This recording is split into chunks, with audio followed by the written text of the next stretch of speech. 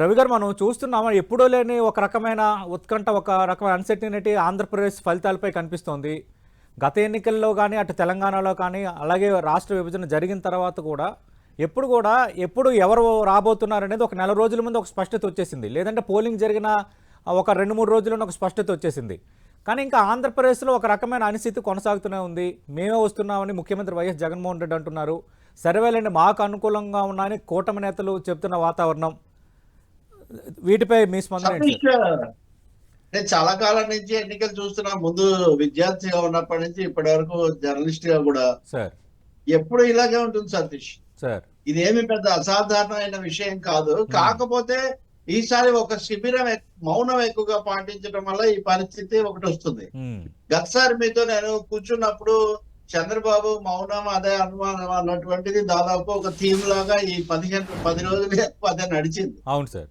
So ఇప్పుడు ఆయన వచ్చాడు. ఇప్పుడు మీరు అంటున్నారు 35 వస్తాయి అన్నారని. ఆయన మీతో నాతో మీడియాతో అనలేదు, హ్మ్. తన వాళ్ళతో అన్నాడని వాళ్ళు అంటే మనం తెలుసుకుంటున్నాం. అవును. కాబట్టి బహుశా ఇద్దరు మిగిలిన కూటమి నాయకులతో కూర్చునే వరకు చంద్రబాబు నాయుడు మీడియాతో ఏమీ ఇంటరాక్ట్ కానీ కనీసం ఒక స్టేట్మెంట్ కానీ వాళ్ళు ఏమీ చేయలేదు. హ్మ్.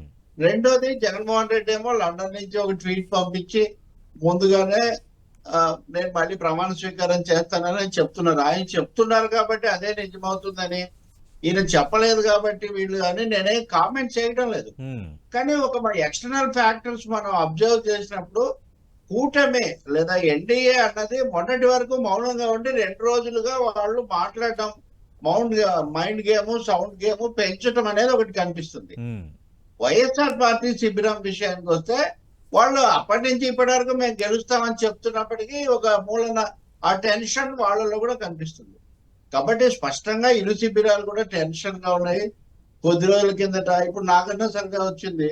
సార్. మొదటగా అంటే ఇంకా చాలా వచ్చాయి, అన్ని ఇప్పుడు ఏకరూపేట అనవసరం కదా, ఎగ్జిట్ పోల్ టైం వచ్చేసింది. కానీ హ్మ్. నాగన్న సర్వే తెలంగాణలో ఫెయిల్ అయింది కదా. హ్మ్. ఇప్పుడు ఆంధ్రాలో కూడా ముందు ఇది వస్తే ఏమవుతుంది, ఆత్మసాక్షి కూడా ఫెయిల్ అయింది ఆ మాటకు వస్తే. హ్మ్. ఇప్పుడు చాలా ఎక్కువగా చలామణిలో ఉన్న ఆత్మసాక్షి, నాగన్న సర్వేలు రెండు తెలంగాణలో అవి ఫలించలేదు. కానీ దాని అర్థం ఇంకా అవేమి చెప్పవని వినకూడదని కాదు. అట్లయితే ఈ రాజకీయ పార్టీలన్నీ ఎన్నికల్లో గతంలో ఓడిపోయి దెబ్బతిన్నవే కదా. హ్మ్. అలా అని మళ్ళీ వాళ్ళు మాట్లాడకుండా రాజకీయం చేయకుండా ఉంటారు కదా. సో ఇదొక ప్రక్రియ ఇలా సాగుతూ ఉంది. రెండు శిబిరాల మధ్య చూస్తే స్థాయిని బట్టి చూస్తే top leaders of the NDA are hmm. Silent. Hmm. Top leaders of the YCP camp are vibrant yes sir. మనం చెప్పాలంటే. ఇంకా రెండవది సిఈసి ఓట్ల లెక్కింపు, ఈ చర్చలు ఇవి అలా సాగుతున్నాయి. హ్మ్. కాబట్టి ఇప్పుడు మనం వీ హ్యావ్ టు సి, ఇంకా అంతకంటే పెద్ద క్షేత్రస్థాయిలో లేకపోతే శబ్దం యొక్క స్థాయిలో పెద్ద మార్పు వచ్చిందని చెప్పలేము. హ్మ్. ఇంకొకటి, టాప్ లీడర్సే కాదు, ఇప్పుడు ఆ ఎంపీ రాజు లేకపోతే ఇట్లాంటి ఇద్దరు ముగ్గురు కొంచెం గట్టిగా పూనుకొని మాట్లాడే వాళ్ళు తప్ప మిగతా వాళ్ళు ఎవరేమి మాట్లాడుతున్న పరిస్థితి అయితే లేదు. కారణం ఏదైనా కావచ్చు. నేను ఇంకోటి కూడా చెప్తున్నా, ఎన్టీఆర్ జయంతి లాంటిది జరిగితే ఈ సమయంలో ఎలా సెలబ్రేట్ చేసుకోవాలి. నేను సార్. కామెంట్ కూడా చేశాను. కనీసం ఒక పూర్తి పేజీ కూడా ఎన్టీఆర్ ఇచ్చి మళ్ళీ హ్మ్. మేము నీ ఆశీస్సులతో వస్తున్నాం అని చెప్పిన పరిస్థితి లేదు. మరి ఇవన్నీ దేన్ని సూచిస్తున్నాయి తెలియదు. హ్మ్. కానీ సర్వేల్లో మటుకు అనేక సర్వేలు వాళ్ళకు కూడా అనుకూలంగా చెప్తున్నారు. వీటిని కూడా నమ్ముదామా అంటే ముందే వార్తలు రాస్తున్నారు. ఏమని సర్వేలు ముందే తమకు అనుకూలంగా తెప్పించుకుంటున్నారు. హ్మ్. అంటే ఎగ్జిట్ మీద ఎగ్జిట్ ఇప్పుడు తెలుగు రాష్ట్ర ఆంధ్రప్రదేశ్ లో చూస్తున్నాం మనం. సార్. ఎగ్జిట్ మీద ఎగ్జిట్. ఇంకా ఎగ్జిట్ రాకముందే ఈ ఎగ్జిట్ ఇలా ఉండబోతుంది, ఈ సర్వేలు ఇలా ఉంటాయి, వీటిని మీరు నమ్మకండి అని.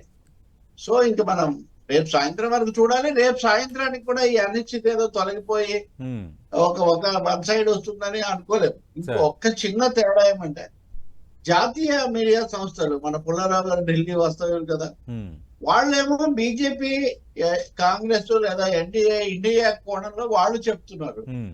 ఏపీలో సినేరియో కానీ ఇక్కడ కామెంట్స్, అబ్జర్వేషన్స్ పూర్తి భిన్నంగా ఉన్నాయి.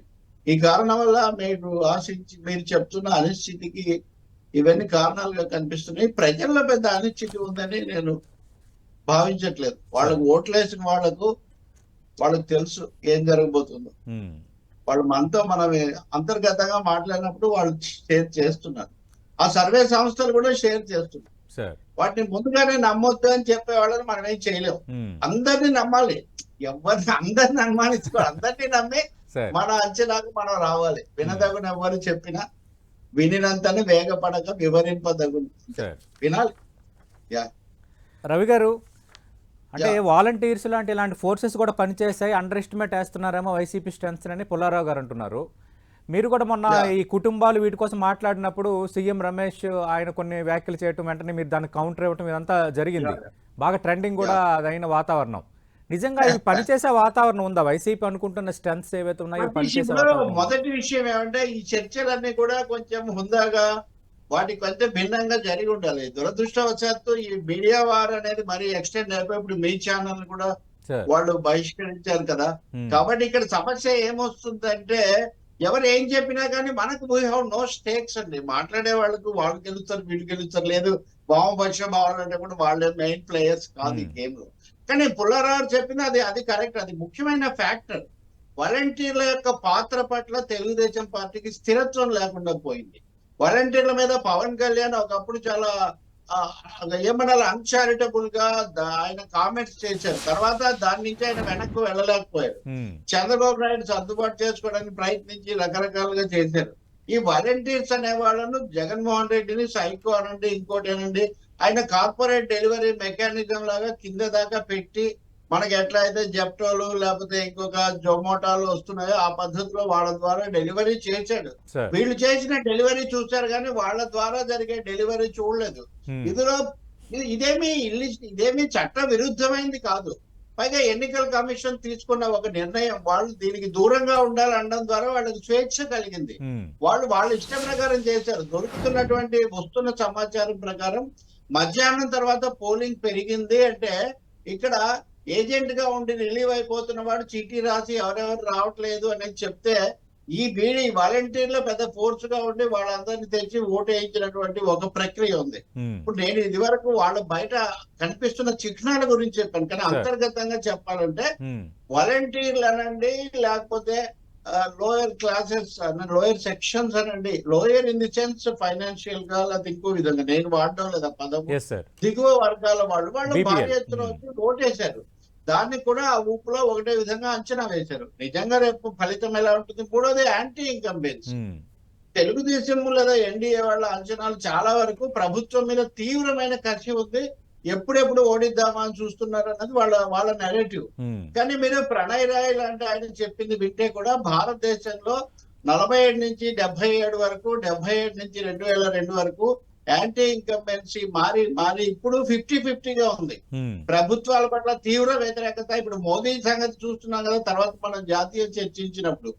కాబట్టి యాంటీ ఇన్కంబెన్సీ మరి వీళ్ళకున్నంత తీవ్రత అటువైపు లేనప్పుడు, వీళ్ళు పని చేసినప్పుడు. మూడోది మీరు అన్నది సీఎం రమేష్ తో అయినా లేకపోతే ఆరా మస్తాన్తో అయినా నేనేం బాధన కంటే కూడా ఆ ఫ్యాక్టర్స్ కూడా మనం తీసుకోవాలి కదా. ఉద్యోగుల్లో తీవ్ర వ్యతిరేకత ఉంది, నాకు ఉద్యోగ సంఘాలు వాళ్ళందరూ మిత్రులు. కానీ అదే సమయంలో వాళ్ళ మీద కూడా ఒక 40% 30% ఆ ఫ్యాక్టర్ కూడా మనం తీసుకోవాలి కదా అని చెప్పాను. అది నేను ఇప్పటికీ చెప్తున్నాను ఆ విషయం. అందుకనే ఇప్పుడు దిగువ వర్గాలు, ఆ తర్వాత లబ్ధిదారులు, మూడవది సోషల్ క్లాసెస్, ఇవన్నీ ఇటుంటే అటువైపు ప్రధానంగా పట్టణ ప్రాంతాలు, ఉద్యోగ మధ్యతరగతి వర్గాలు, వ్యాపార వర్గాలు ఉన్నాయి. సో ఓట్ పర్సెంటేజ్ ఇవన్నీ చూసినప్పుడు ఒక 6% ఓట్ తేడా ఉంది ఇద్దరు. ఇందులో 3 పాయింట్ ఎవరు తెచ్చుకుంటే వాళ్ళకు ఉంటుంది. కానీ ఈ సంకేతాలు మటుకు ఇటున్నాయి. దానికి తగినట్టే పోలింగ్ అయిన తర్వాత వీళ్ళు పూర్తి నిశ్శబ్దం పాటించడం ఈ రోజు నుంచి పెంచుతారు, సందేహం ఏం లేదు. ఇంకా మైండ్ గేమ్ లేదు. అంటే రవి గారు దీనిపైన కూడా అంటే వైఎస్ఆర్ కాంగ్రెస్ పార్టీ నేతలు ఇంకా ఓటమి భయం పట్టుకుంది, ఓడిపోతున్నామని తెలిసిపోయింది, అందుకే ఫ్రస్ట్రేషన్ గురవుతున్నారు, పదే మీడియా సమావేశాలు పెడుతున్నారు, పదే ఈసీని కలుస్తున్నారు, పదే వ్యవస్థలని ఎత్తు చూపుతున్నారు. ఇది కూటమి గాని టీడీపీ చేస్తున్న ప్రధాన ఆరోపణ. ఎవరు సార్ వాళ్ళ తరఫున ప్రతినిధులు చెప్పండి నాకు, ఎవరు మాట్లాడారు మనకు తెలిసిన వాళ్ళు? నేను మీకు నా వ్యక్తిగత అనుభవం నుంచి, నేను 2 క్యాంపుల్లో ఉన్న దాదాపు అతి కీలక వ్యక్తుల పక్కనే ఉన్న వాళ్ళతో మాట్లాడాను. 2 క్యాంపుల్లో టెన్షన్ ఉంది, 2 క్యాంపులు అసలు కొంచెం మౌనంగా ఉన్నారు. కానీ వైసీపీ క్యాంపులో తగ్గినా గానీ గెలుస్తాము అనే ఒక అభిప్రాయం వాళ్ళు వ్యక్తం చేస్తున్నారు. ఉమ్, ఎక్కువ రాకూడదని కూడా వాళ్ళు కోరుకుంటున్నారు. 110 కంటే లోపలే రావాలి మా వాళ్ళకు, లేకపోతే మరీ కష్టం అని భావిస్తున్నారు.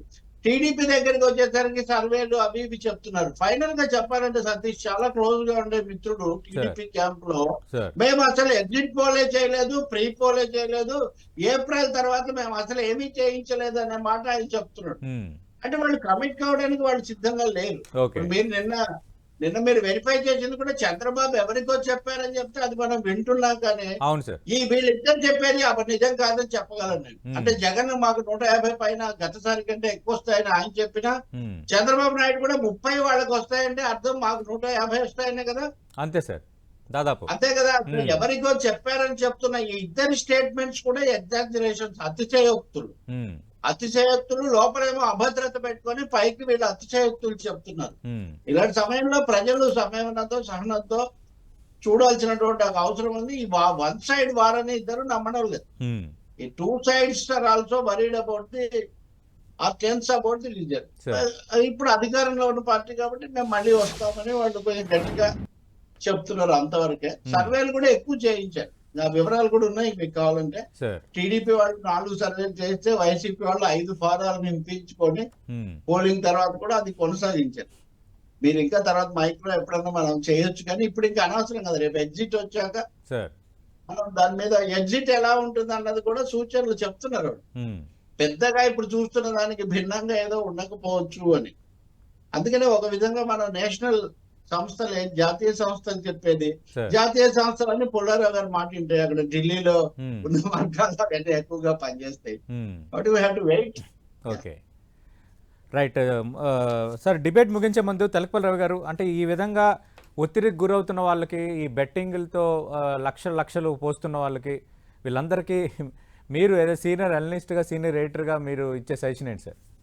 సరే, ఈ పార్టీలు చెప్పుకునే ఇందాక అన్నట్టుగా కోస్తారు అతిశయోక్తులని మంచి మాట వాడాను, లేకపోతే కాపాడుకోవడానికి ఏం చెప్తారు, వాటిని నమ్మి మీరు పెట్టుకోకండి. ఢిల్లీ జాతీయ స్థాయిలో కూడా 8-9 లక్షల కోట్లు బెట్టింగులు పెడుతున్నారు సట్టా బజార్ లో. ఇది చాలా పొరపాటు. 3 ఫ్యాక్టర్స్ అయితే నిర్ణయించబోతున్నాయి. ఒకటి, రీజనల్ గా రాయలసీమ క్లియర్ గా ఉంది, గోదావరి జిల్లాలు క్లియర్ గా ఉన్నాయి. ఆ కృష్ణా డెల్టాలో బహుశా తీవ్ర పోరాటం, కృష్ణా డెల్టాలో వచ్చే బలాబలాలు ఈసారి నిర్ణయించే అవకాశం చాలా ఎక్కువగా ఉంటుంది. అక్కడ ఎక్కువ ఇవన్నీ కూడా పెంచుతున్నారు కథలు. ఉత్తరాంధ్రలో ఒప్పుకుంటున్నారు, అవతరాలకు కూడా మార్జిన్ ఇస్తున్నారు. కాబట్టి రీజనల్ ఫ్యాక్టర్ ఒకటి. మూడోది రిలీజియన్ ఫ్యాక్టర్ ఒకటి. బీజేపీతో పెట్టుకున్నప్పుడు ఇది నెగిటివ్ అని చాలా ప్రచారం చేసిన వాళ్ళు తర్వాత అది సైలెంట్ అయిపోయింది. అంటే ఎక్కడికి పోయింది ఆ పాయింట్? అదృష్టం అయిపోయిందా? సోషల్ ఇంజనీరింగ్ అన్నప్పుడు జనసేన, పవన్ కళ్యాణ్ దాన్ని ఎక్కువ మాట్లాడారు. కానీ జగన్మోహన్ రెడ్డి అభ్యర్థులను మార్చడానికి ముందు నుంచి బీసీలు వాళ్ళందరినీ పెడుతూ వచ్చిన ఒక ఎఫెక్ట్ ఉంది. కాబట్టి సోషల్ ఇంజనీరింగ్ అనేది రెండు వైపులా వాళ్ళ పద్ధతిలో వాళ్ళు చేశారు. ఇందులో ఏ ఒక్కదాన్ని నమ్మి ఇదే అంత చేస్తుంది అన్నది అది నిజం కాదు. అందుకని ఎవరేం చెప్పినా మీరు దాంతో ఊగిపోయి ఉన్నదాన్ని పోగొట్టుకునే పని చేయకని. దురదృష్టం ఏమంటే సతీష్, ఎన్డీఏ వాళ్ళు అనుకూలంగా చెప్తున్నారు వాటిలో ఒకటి బెట్టింగులు మా తరఫున ఎక్కువ కడుతున్నారు కాబట్టి మేము గెలవబోతున్నామని కూడా ఆ నాయకులు చాలా చోట్ల చెప్పడం నేను విన్నాను. నిజంగా ఇది గతంలో ఎప్పుడు ఇది జరగలేదు. అంటే బెట్టింగులు కట్టడం అనే దాన్ని నిరుత్సాహపరచాల్సింది పోయి బెట్టింగ్లు పెద్ద మొత్తంలో ఎక్కువగా బెట్టింగ్లు టీడీపీ కూటమి వస్తుందనే కడుతున్నారని కొందరు వైసీపీ. ఏం పాయింట్ అంటే అసలు నిజానికి పందాలు కట్టడము, దాని మీద ఒకటి, దీని మీద రెండు, ఏదో సామెత చెప్పినట్టు ఉన్నది కాస్త ఊడింది, సర్వమంగళం పాడింది అని పాట పాడినట్టుగా ఇది ఏమి మంచి అనవసరం. మీరు అసలు బెట్టింగ్ కార్యక్రమాలు పక్కన పెట్టి ముందు మీరు రాజకీయమైనటువంటి పద్ధతిలో చూడండి. ఎవరు వచ్చినా మన హక్కులు ఎలా సాధించుకోవాలి, ఏం చేయాలి, దాని మీద దృష్టి పెట్టాలి అన్నదే నేను ఇవ్వగలిగినటువంటి ఒక సలహా. మూడోది, మీడియా మిత్రులు ఊరికే తిట్టిపోసుకోకండి. మాట్లాడిన తర్వాత 2 కోణాలు చెప్తారు. ఒక సైడే చెప్పడానికి ఇక్కడ మాట్లాడే జర్నలిస్టులు అయినా, మీడియా అయినా, ఇంకో కామెంటేటర్స్ అయినా వాళ్ళు మీ పార్టీ కార్యకర్తలు కాదు. ఎవరికి వాళ్ళు చూసినవి విన్నవి వాళ్ళు చెప్తుంటారు. మరి మీరెందుకు ఫోన్ చేస్తున్నారు వాళ్ళకే? మీరు వాళ్ళనే ఎందుకు అడుగుతున్నారు? అయితే కాబట్టి అన్ని నేను చెప్పినట్టు నడవాలంటే నడవదండి. పబ్లిక్ హై అని, పబ్లిక్ ఇది democracy. So it beauty of democracy. రేపు సాయంత్రం కొంచెం సూచనగా, తర్వాత స్పష్టంగా తెలుస్తుంది. స్వాగతిద్దాం దాన్ని, అసహనం తగ్గించుకుందాం. రైట్ మీరు అన్నట్టుగా రేపు వేచి చూద్దాం సార్.